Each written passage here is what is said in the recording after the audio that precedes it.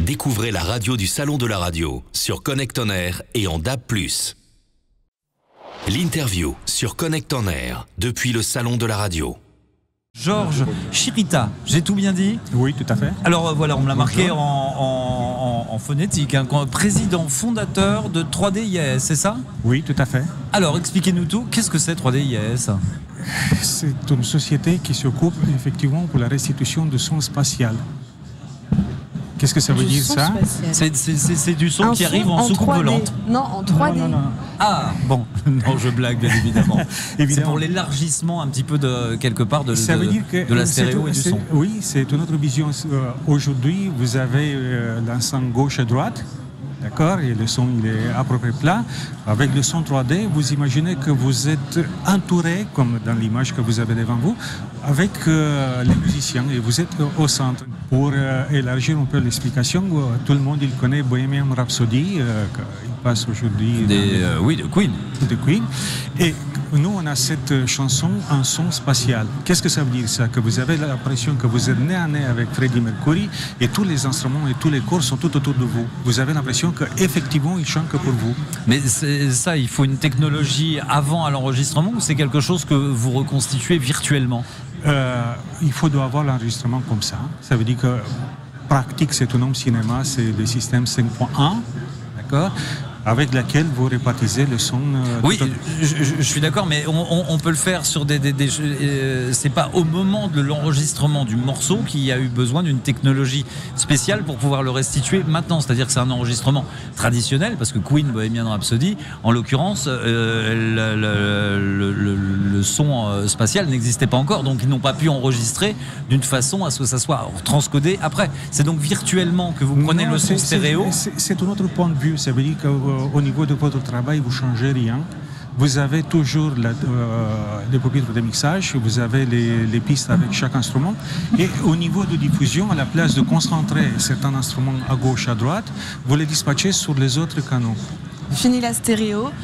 J'ai vu, il y a 22 canaux différents, pas deux. Non, avec la télévision 8K aujourd'hui, la télévision qui a été lancée au Japon il n'y a pas longtemps, en plus de la résolution de 8K vidéo, on a la possibilité d'avoir 22 canaux différents de son. Et pourquoi je suis sur ce salon?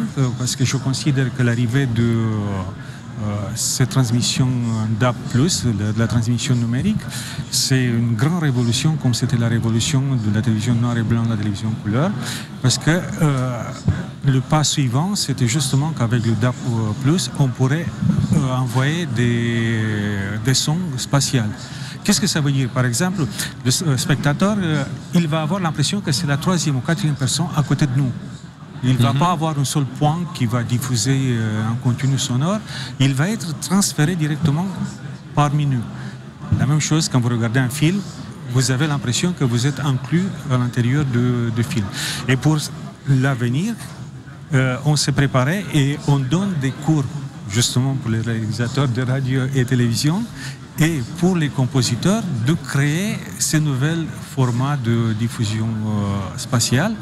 Et pour cela, dans notre vision, par exemple, un compositeur, en plus des notes musicales sur une partition, c'est lui-même qui va positionner les notes dans l'espace et il va les déplacer comme il souhaite. D'accord.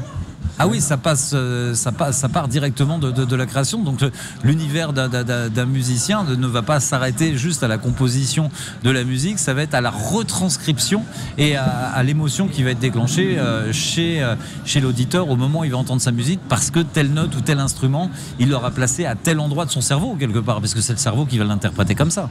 Tout à fait. Et ça, c'est la raison pour laquelle Pink Floyd, c'était le premier groupe qui a développé le son spatial. Et Queen, ils ont passé jusqu'à chez nous avec un enregistrement magnifique. Il y a d'autres essais qu'ils n'ont pas compris, qui sont passés par d'autres moyens de composer le son spatial ils ont raté leur coup. Oui, on est bien loin des enregistrements des Beatles avec les débuts de la stéréo, avec les instruments d'un côté et la voix de l'autre. Là, on est bien loin quand même. Là. Et le suivant projet sur lequel on travaille, dans ces moments-là, c'est une salle de spectacle équipée avec une sonorisation en 3D.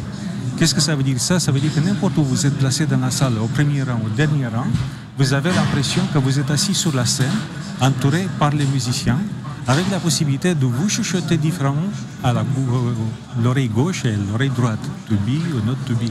Est-ce qu'on n'a pas eu la possibilité jusqu'à aujourd'hui? Et du coup, les places coûteront le même prix, puisque si on a le même son Tout à du fait. premier rang au dernier rang. Tout à fait, c'est le même prix. Et cette salle, il va être équipée en son analogique de la captation mixage spatial jusqu'à la restitution. On a la possibilité de reproduire en analogique le déplacement de son tout autour de chaque spectateur, exactement comme se déplace l'acteur ou Donc le musicien. vous êtes en train de me dire que je vais pouvoir peut-être dans un avenir prochain avoir Julia Roberts assise à côté de moi pendant toute la durée du film. Tout à fait. C'est ça, vous êtes en train de me faire rêver là. Nous, même d'aujourd'hui, Ça nous on reste a un en showroom à Melun, nous sommes basés à Melun et je peux vous montrer aujourd'hui beaucoup de chansons qui sont des chansons spatiales, comme j'ai cité Queen, Pink Floyd, et on a une série de films qu'on a sélectés sur lesquels on a la possibilité, on a la sensation que nous sommes à l'intérieur de ces films. Les jeux vidéo sont très bien faits au niveau de la spatialisation, ça veut dire qu'il y a plein de contenus aujourd'hui et justement nous sommes dans un moment de révolution, comme je vous avais dit, avec l'arrivée de DAB+ et d'autres possibilités de développer cet univers qui il va être le futur, et le futur il commence aujourd'hui. Très bien, c'est une belle conclusion à cette intervention. C'était Georges Chirita, le président fondateur de 3D IAS, que vous allez découvrir bientôt. Vous allez voir tout Queen dans votre salon. Grâce à lui, il dit Queen, Pink Floyd et Julia Roberts dans mon salon. Autant vous dire que je ne bouge plus de la maison. Hein. C'est clair. En tout cas, merci de votre passage sur ce plateau de la radio, du salon de la radio. Merci de votre Merci beaucoup. Merci, au revoir. La radio du salon de la radio.